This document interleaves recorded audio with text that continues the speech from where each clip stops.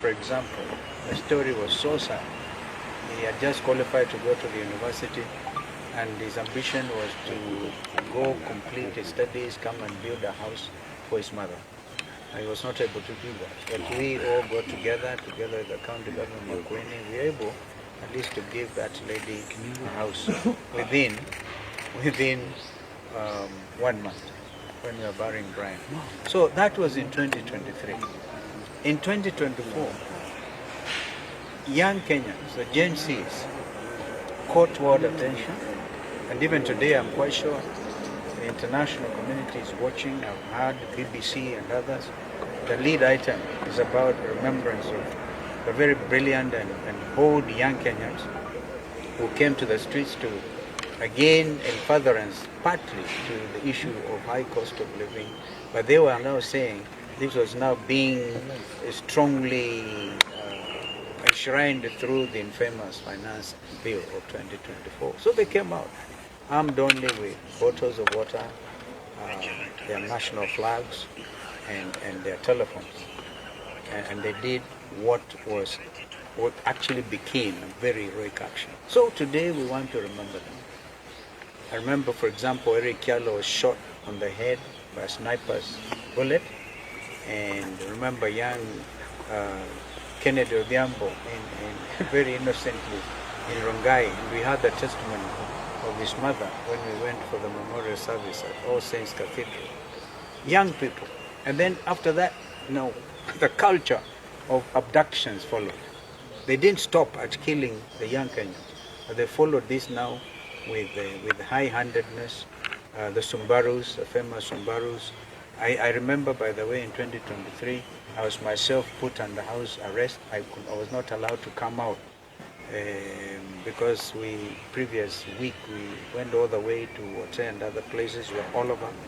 So brutality has been the order of the day of this Kenya Kwanza administration. Now, today, we just want to remember these young people. Yesterday, when we were launching the People's Restorative Justice Commission, we made it very clear that our intention today was to come and lay wreaths in remembrance of these young people. And I think that is, as their parents are entitled, and other Kenyans are entitled. We also actually said clearly, we've been saying it, today is a public holiday. Indeed, it is now going to, is it 9 o'clock? And I've never seen the streets of Nairobi being so clear, easy traffic today. A lot of Kenyans have chosen to stay at home in sympathy with what happened on the 25th of June, 2024. That is where we're here. Eugene made it clear, if there are people wielding machetes, pangas, and burungus, that is not our culture. And it is time, we now need to make it clear when the rungu wielding people, they are demonstrating against the killing of Juan, right? Then these people they came out carrying rungus and wherever. They did not stop there. Yeah? Not the young people. The organized gangs are the ones who rained terror on shop owners in the streets, in Koinange Street, in Kaunda Street. I remember people who had the electronic shops, for example. Even the police were helping themselves. Amazing. So I think that we need to call them out and to say that this country changed forever politically. The governance of this country changed forever on the 25th of June last year. And that's why we are here. And therefore nobody can wish that away. As you heard us say yesterday, we set up the PRGC, right, led by Justin Muturi. And we know that the world attention will be drawn to that because men and women all over the world want justice. Justice for Juang, justice for heroes of 25th of June. And today, as we speak, not a single penny has been paid by this administration to the either the victims, of course, are gone, but also their relatives, also victims, not a single penny. And yet we actually remember when, for example, ODM joined this administration outside KICC, one of the points in the 10-point agenda was compensation. Even I think in Homa Bay, Raila tried to remind them, okay? Nobody, it's like talking to a stone. This is why we cannot understand why those people, anybody would have wanted to join them. So we have set up a People's Commission, Justice Commission. And we know the world will be coming in, and if you look at the quality and the membership of that commission led by Justin Muturi, it is the best we could think of doing, and we must thank our brother Justin Muturi for agreeing to chair that, because his credentials will even attract all attention, perhaps even support, because I think the media will be invited to hear all these stories, some of which we heard yesterday, and so we must get our country back. That's why we are here. Okay. Yeah. Okay. Maybe to Eugene, you've seen the huge security apparatus deployment in town and CBD even at Parliament. What does this speak? I think it speaks of a government that is paranoid, a government that's afraid of its own shadow, a government that's afraid of its own children, and looking at what has happened since 2023 to 2024, we haven't had any follow-up in terms of justice for the victims. Justice delayed is justice denied. We're not talking of just 1 year. We are talking of 2 years. Over 2 years, nothing. And today I think we must thank the church for standing very, very strongly with the families. We were able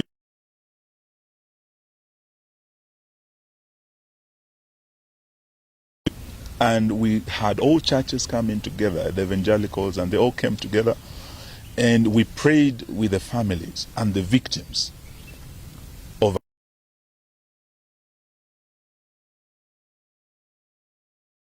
welcomed us here for their first mass, and Father prayed for the children who lost their lives, for the families that are still traumatized today. The Catholic Church has also, as of yesterday, announced prayers for the families this coming Sunday, 29th, across the country in all the churches. This really is very comforting for the families. Looking at a system, a government that is very insensitive, that does not care or has no intention of rendering justice to the victims. So as the People's Opposition, I think today we are here to stand in solidarity with the families. Some of them were with us yesterday. Some of them were with us for Mass this morning, and we have flowers. We want to march with these families just to Parliament across the road to lay these flowers at the gates of Parliament where our slain heroes fell. That is why we're here today. And we're asking Naruto and his government, the least, you kill these children. They were unarmed. Today they are coming unarmed to commemorate, to remember their brothers, their sisters, their fallen colleagues. The least you can do is allow them to commemorate, allow the families to mourn. But for you to unleash the heavy security we are seeing here today, and the goons that we know have been mobilized and on their way to this town, is really adding insult to injury. We will not accept this, and we'll stand with the families. Thank you. Thank you. As our leaders have said, we are here to observe this day, the 25th of June, when we lost our children to police brutality.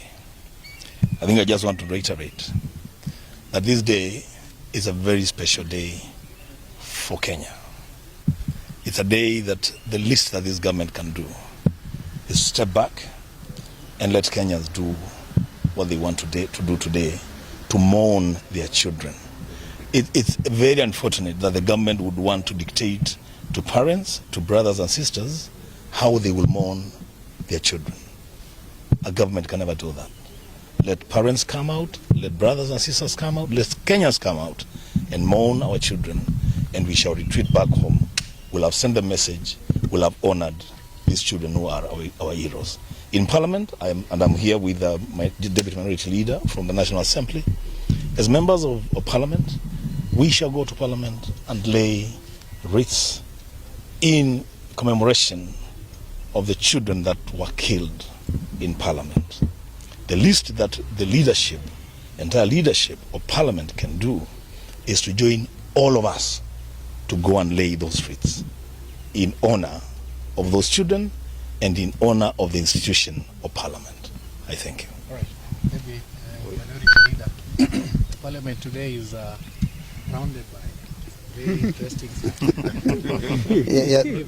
yeah, thank you. You know, I'm a member of the House Business Committee of the National Assembly. And the last 3-4 weeks, every time we have our meetings, one of the agendas that comes up is that on the 25th of June this year, we shouldn't remember our fallen heroes. And it's surprising, as of today morning, they have allowed that as members of Parliament we can go and lay our wreaths, but they have said that our leaders and the parents and the victims of police brutality, including some who are with us here that were abducted, are not allowed. And you know what surprises me is that this is a people's house. The House of Parliament is actually a house that should be visited by any citizen. Even State House can be visited by any citizen because that belongs to the country, to the people. So I am surprised because they have told us we can go alone. I don't know. I'm even wondering how I'll be feeling there laying flowers alone without the parents of the victims. But since they have said that is the case, that is what we'll do. But then I just want to say that the government needs to stop being paranoid. They need to stop this fear. We are unarmed. You've seen us here. We are unarmed. But if you go outside the roads there, these are very heavily armed police officers. You know, there is almost 20 police officers to every one of us.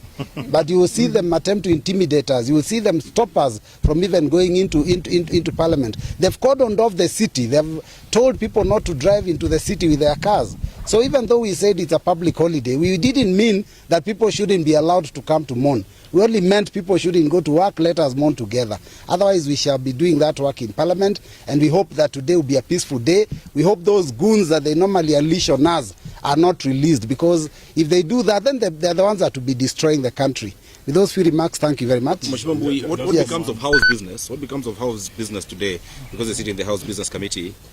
There was a direction from Speaker Wetangula that Interior CS Murkomen was to appear today and give a statement about Albert Ojwang. Is that still on? It's not on there. That has been cancelled. It's not in the order paper for today. I mean, even Parliament knows that it might not be business as usual. And I've heard the Interior CS has been walking the streets of Nairobi with Arungu himself, trying to intimidate Kenyans. I think those are the mistakes. They keep making mistake after mistake. He should just stay in his office, allow the police to keep peace. And by the way, they don't even need to be in riot gear. We are not coming to riot. We are just coming with flowers. I don't know whether anyone saw someone hit someone with a flower and hurt them. I think on behalf of the victims, we can have Kavuli represent the rest. So we've come today here to celebrate this special day for us as young people of this country. 25th is very special because that's when the young people, you know, changed the political landscape of this country. We want to say that the police should not be tear gassing people who are shooting us. We are very peaceful, as always you've been peaceful. We want to request the police to give us some time to celebrate in peace. As my leaders have said, we would like to go and lay flowers in Parliament, though we've seen that they put some wire meshes there. Maybe they want to electrocute us. We don't know. But we hope that police are going to restrain themselves from shooting or tear gassing peaceful protesters. I want to request all young people in the country to come in large numbers and air their views, march peacefully. As Robert has said, Parliament is a house of the people. We are allowed to go there anytime we want, so long as we are peaceful, so long as we won't cause violence. And so, to conclude, I want to ask William Ruto, the president, if he's not able to lead this country, he can simply resign. We have other people who can lead this country. He doesn't have to be the president anyway. and you can't lead people by force. So if he's not able to lead this country, he should just step aside. We have another election. We elect the person or the people who are going to represent us. Thank you. Okay. Perhaps, Excellency, SKM, you had spoken earlier, but please speak to this. I like your gear. Thank you very much. Please speak to this. Yeah. The fact that the young people who are to come to the streets today appeared to be very ready for their death. That bad. That's what they're speaking about on social media. That tomorrow I will go to the streets and I will die. What does that speak about this particular country? And the government had stated that yes, Kenyans have a right, according to Article 37, to peaceably and unarmed assemble and demonstrate. Today we are seeing the city, it's like there's a curfew or something for people not to access the city. This government, including the IG, who yesterday assured Kenyans of their right under Article 37, is the same government that today has locked down the city. Please speak to these two issues. The fact that the children are saying we are going to die, but we'll still go to the streets. I can understand as a parent why these children are angry. Because they were mowed down, they were shot and killed, they were maimed. And a year after, and in our case actually 2 years, since 2023, nothing has happened. William Ruto called them treasonous people. They are committing acts of treason, and therefore no sympathy for them. They are rightfully angry, but we want to plead with them because we have seen some of those social posts, some saying that if they die, then they do not want something 2 million shillings or 3 million shillings. They are resolute. Now that anger cannot be ignored. It needs to be nurtured. And we want to assure them that as their parents, we understand their pain. We feel the pain. We do feel the pain with them. Having said that, a barricaded city, what does this mean? William Ruto has declared it now by action that is truly a public holiday. Truly a public holiday. Of course, the damage that comes with this kind of barricading should wholly be attributed to William Ruto's administration.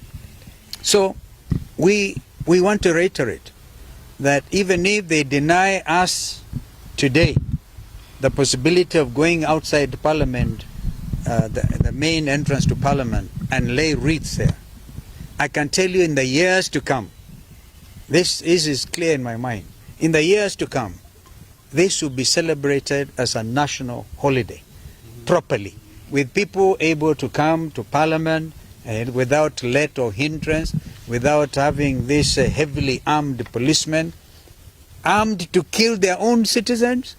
What a shame.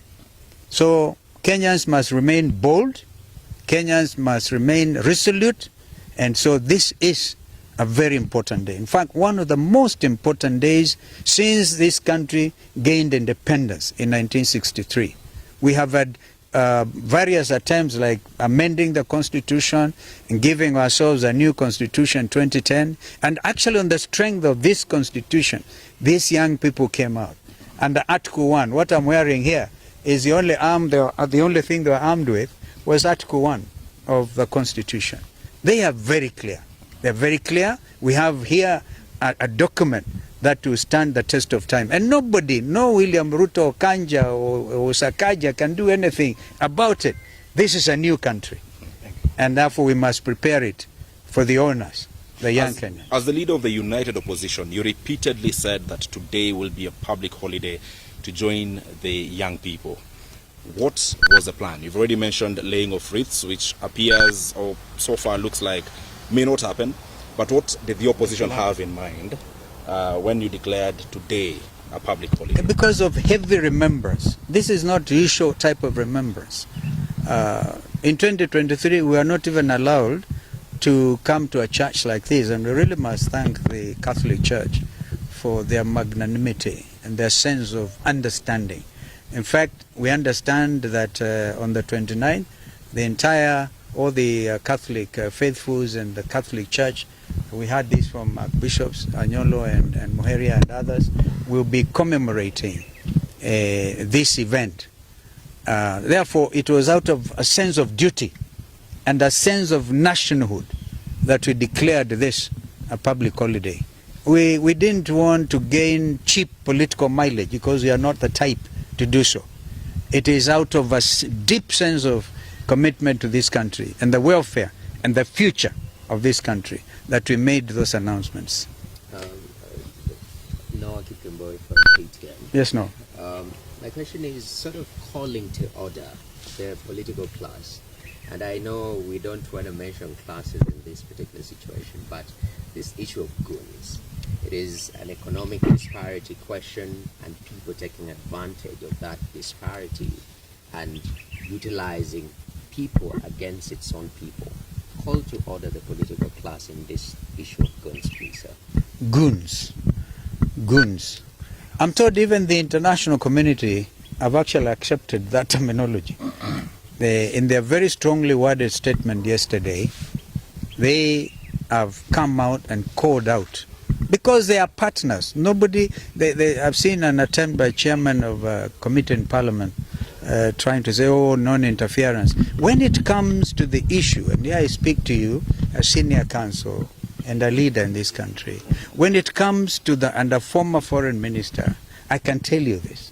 When it comes to the issue of human rights, they are universal. You cannot run to a corner there called Kenya and plead non-interference. You cannot even talk about Vienna Declaration, right? Because this is a matter that was canvassed seriously before the floor of the United Nations General Assembly and agreed that when it comes to the issue of human rights, particularly basic, and the beauty about our Constitution, 2010, is so strong on the issue of basic rights. That's why I saw somebody when we went to church with Eugene and the other friends there. A gentleman walked inside there carrying a poster. And he said, hawkers' rights are also human rights. Why shoot a dead and hawker? Why? Why shoot him? All right? We pray, still continue to pray for Kamau, that God will have mercy on that young man and the family. I listened to the cries of his mother, distraught. They are not able to talk to him, and so we want to plead that and thank the hospital, Kenyatta National Hospital, for trying to help him, carrying out 2 operations. But rights, even under Article 43, by the way, we are all socialized to Article 37, even what IG is able to quote, yeah, the right to peaceably and unarmed to demonstrate. You cannot change that. So Article 43 on those other human rights, social rights, very, very important. Therefore, goons who came in carrying, of course they were paid 1,000 shillings. We have seen them confessing. Thank you to the media. Thanks for the media really highlighting this, that they are saying, oh, we didn't know. It is a very shameful thing. And what you go down in history is William Ruto's administration, afraid of its own citizen, went and bribed others because they are unemployed, paid them some money to go and beat their fellow citizens. It is like this massive bribery they are calling economic empowerment. They go carrying 3 million shillings from William Ruto, 2 million shillings from Kindiki, and then after that they take the same money and they go to the next station, they do the same thing. Whom are you trying to deceive? So people are ready for that money. As Rigiji likes to say, kulia hapo, don't even take it home. All right? Yeah, last question. Empowerment. So they call it empowerment. Kenyans are beyond that. So I think that our Gen Zs and others are able to see that the millennials, Zenzote are able to tell these people, stop the jokes. These are serious jokes. Last question from me. And I think that before we leave the issue of goons, I think we want to ask William Ruto, you cannot take our police over 12,000 kilometers away to deal with goons, gangs of Haiti. Then you are back home, you actually sponsor goons against your own citizens. And you let your police walk with these goons on the streets of the capital of our country. Now, who is fooling who? I think we want to tell him that, you know, you are riding on the back of a tiger. Once you create these goons, no one is capable of controlling them. That's why Haiti is where it is today. failed leadership that allowed goons on the streets to take the law into their own hands. It is like planting the wind, you will reap the whirlwind. If you plant the wind of goonism, Bwana Ruto, Bwana Sakaja, you are going to reap the whirlwind of anarchy. That is where Haiti is today. We are not ready to let our country go down that road. Thank you very much. Last question from me, Your Excellency, is what we saw last year, what took the people to the streets, what Kavuli here went through, abductions, is still happening even as late as last evening. Gentlemen abducted in Mombasa, a gentleman picked from Kino, others here in Nairobi and Kitengela. Yet this is the very thing that is making Kenyans angry. They will try to style it as arrest. So far we do not know where those gentlemen are, so we cannot call it an arrest. They were not informed why they were being picked. What would you say of this government or the police or doing the same things the same way? People complain of abductions, it's happening even today. You see, it's a very wicked approach, trying to circumvent what the Constitution has laid bare, as I tried to explain earlier. Because they realize the only avenue available to them is a very primitive approach by abducting your citizens without a warrant of arrest, without anything legal. And we continue to call them out.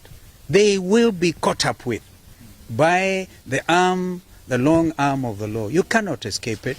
They will be accountable. So, because for me, 25th of June will now become the Youth Transparency Day, the Youth Governance Day, and this is it. So if they continue these abductions, because one young man, for example, just sends a post, all right, then they're afraid. They're afraid. They're so afraid that they have to escape from the city. It's so amazing, so amazing. So we continue to call out on abductions, and as I said, the People's Restorative Justice Commission will hear all these cases of continuing abductions, and we'll continue to say no to it. And where occasion demands, we'll go to court. We even talked about state capture, because Kenyans will still want to know about ile mbolea duni, mbolea gush, all right? They want to know. Those are issues of trying to mess up with the economy, the Gupta type of style in South Africa, yeah, and the Andani dues. We want to know, by the way, who was paid what for that JKIA matter. And of course it was withdrawn. We know they're angry about the fact we forced them to withdraw because of our sense of nationality and making this country proud. We will not allow this. So maybe people thought opposition is weak. Now bado hawajaona anything. We'll deal with it. Thank you very much. Asante sana. So I think we shall proceed, and principle is used to be a symbol of national unity until a disaster happens.